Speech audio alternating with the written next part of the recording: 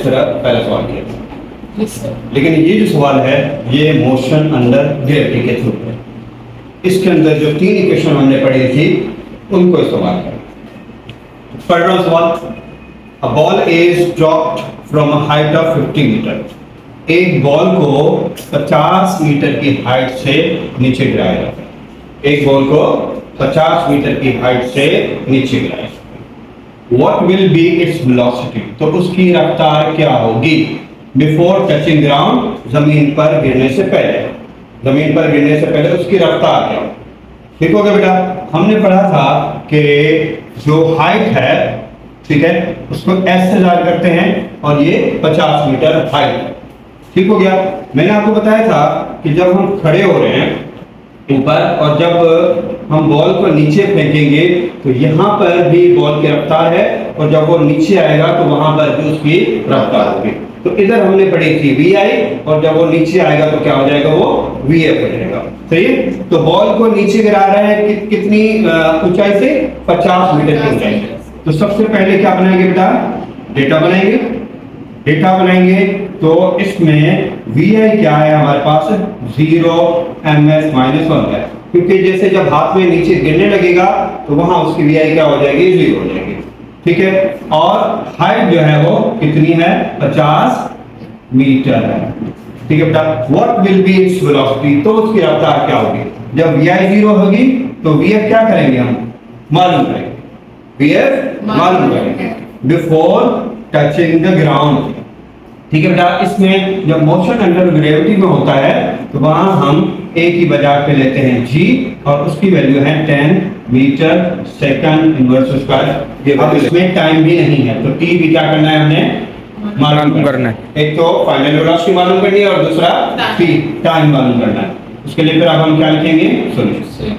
Solution लिखने के बाद हम फॉर्मूला लिखेंगे और फॉर्मूला कौन सा लगेगा, h = VIT plus half G T square.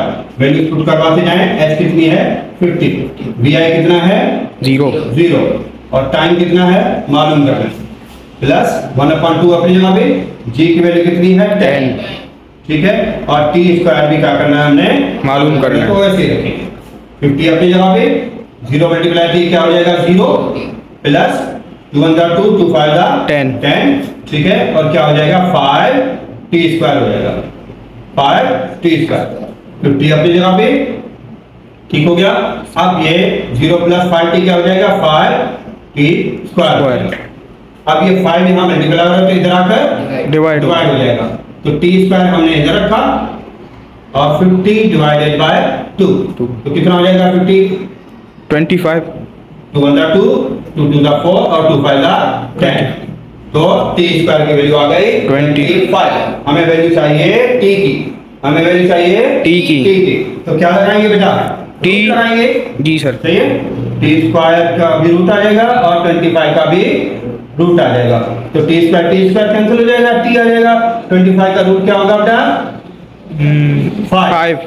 5। तो ये हमारे पास आ गई t की वैल्यू। अब हम किसी भी इक्वेशन में जिसमें t वैल्यू लिखा हुआ है उसमें हम ये वैल्यू रखेंगे और इसकी फाइनल वेलोसिटी हम मालूम कर लेंगे। अब हमें फाइनल वेलोसिटी vf मालूम करने के लिए ये इक्वेशन लगाएंगे, vf = vi + gt।